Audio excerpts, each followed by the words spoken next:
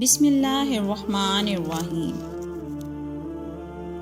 آج کی ویڈیو میں ہم ذکر کریں گے کہ حضرت شعیب علیہ السلام کی قوم پر اللہ کی طرف سے آسمانی عذاب کس طرح نازل ہوا اور وہ لوگ کن گناہوں میں مبتلا تھے۔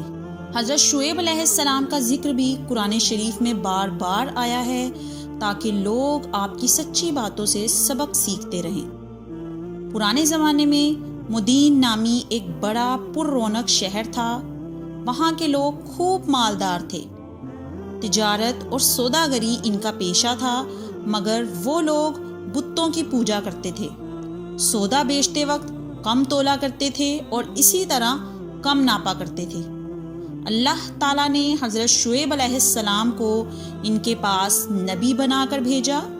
حضرت شعیب علیہ السلام نے بڑی نرمی، عاجزی اور پیار سے ان لوگوں سے کہنا شروع کیا، اے لوگو، تم صرف ایک اللہ کی عبادت کیا کرو، ناپ تول پوری دیا کرو، لوگوں کو ان کی چیزیں کم تول کر نہ دیا کرو، زمین میں فساد نہ پھیلایا کرو، اور تم سڑکوں پر اس غرض سے مت بیٹھو کہ اللہ تعالیٰ پر ایمان لانے والوں کو دھمکیاں دو اور اللہ کی راہ سے روکو، اور اس میں کجی کی تلاش میں لگے رہو۔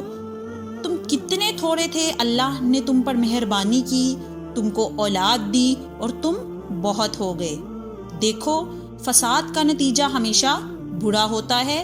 اگر تم مجھے جھوٹا خیال کرتے ہو اور دوسرے لوگوں کو میرے سچے ہونے کا پورا یقین ہے تو صبر کرو، یہاں تک کہ اللہ ہمارے اور تمہارے درمیان فیصلہ کر دے۔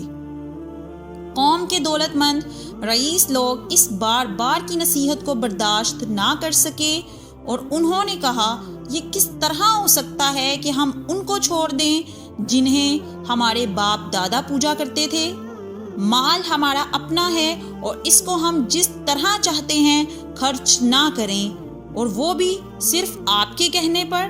اور آپ ایسے سچے نیک کہاں سے بن گئے؟ کیا آپ کی نماز ایسی ہی باتوں کا حکم دیتی ہے؟ آپ جھوٹے ہیں، آپ پر کسی نے جادو کر دیا ہے۔ اگر سچے ہو تو آسمان سے ہم پر پتھر برساؤ۔ اور ان کی قوم کے لوگوں نے کہا کہ اے شعیب، اس بات کا یقین کر لو کہ ہم تمہیں بھی اس بستی سے نکال دیں گے اور ان لوگوں کو بھی جو تم پر ایمان لائے ہیں، ورنہ ہمارے دین میں واپس آ جاؤ۔ تم بہت کمزور آدمی ہو، اگر تمہاری برادری کے لوگ نہ ہوتے تو ہم تمہیں کب کے پتھروں سے مار مار کر ختم کر چکے ہوتے، اور ویسے تمہارا ہم پر کوئی دباؤ بھی نہیں۔ حضرت شعیب علیہ السلام کی قوم کے لوگ اپنی دولت اور روپے پیسے کے غرور میں بار بار اپنے سچے نبی حضرت شعیب علیہ السلام سے اسی قسم کی باتیں کرتے رہے۔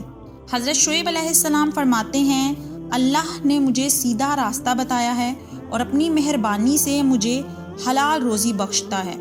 اب یہ کس طرح ہو سکتا ہے کہ جس کام سے میں تم کو روکتا ہوں اسے خود کرنے لگ جاؤں؟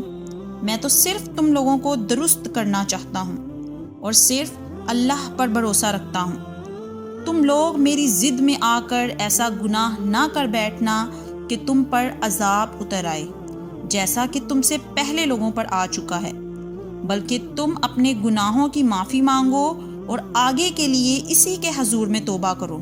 ان لوگوں نے حضرت شعیب علیہ السلام کے خاندان کی بات اس لیے کی کیونکہ حضرت شعیب علیہ السلام کا تعلق بہت بڑے خاندان سے تھا، اور قوم شعیب کو ان کے خاندان والوں سے ڈر تھا کہ اگر وہ حضرت شعیب علیہ السلام کو کوئی نقصان پہنچاتے تو انہیں حضرت شعیب علیہ السلام کے خاندان کا سامنا کرنا پڑتا۔ مدین قوم کی بات کے جواب میں حضرت شعیب علیہ السلام نے فرمایا، تم نے اللہ کو بالکل بھلا دیا ہے۔ کیا تم میری برادری سے زیادہ ڈرتے ہو اور اللہ کا خوف تمہارے دلوں سے اٹھ گیا ہے؟ میں نے اپنا فرض ادا کر دیا۔ اگر تم نہیں جانتے تو چند روز کے بعد تمہیں معلوم ہو جائے گا کہ جھوٹا کون ہے اور کس پر اللہ کا عذاب اترتا ہے۔ پھر ایک کرک نے قوم مدین کو آ پکڑا، جو بڑے بڑے محلات میں پڑے تھے، وہ بھی اللہ کے عذاب سے نہ بچ سکے۔ قرآن میں آتا ہے کہ وہ ایسے ہو گئے جیسے وہاں کبھی تھے ہی نہیں، یعنی اللہ نے ان کا بالکل خاتمہ کر دیا، اور اس طرح اللہ نے قوم مدین پر لعنت کی جیسے اللہ نے اس سے پہلے دوسری قوموں پر لعنت کی تھی، جس میں قوم سمود بھی تھی۔ اللہ نے قوم مدین پر اس طرح عذاب نازل فرمایا کہ زمین بالکل گرم ہو گئی تھی، یعنی معلوم ہوتا تھا جیسے زمین پر آگ برس رہی ہو، ہر طرف گرمی تھی۔ پھر انہیں جنگل کے اوپر بہت بڑا بادل نظر آیا، وہ خوش ہوئے کہ اب گرمی کا زور ٹوٹ جائے گا اور وہ بادل بارش برسائے گا۔ گرمی سے چھٹکارا حاصل کرنے کے لیے وہ لوگ جنگل میں اس بادل کے سائے کی طلب میں نکل پڑے، اور جب وہ اس بادل کے سائے کے نیچے آئے تو اس بادل نے بارش برسانے کی بجائے آگ برسائی، جس میں یہ سب جل کے راکھ ہو گئے۔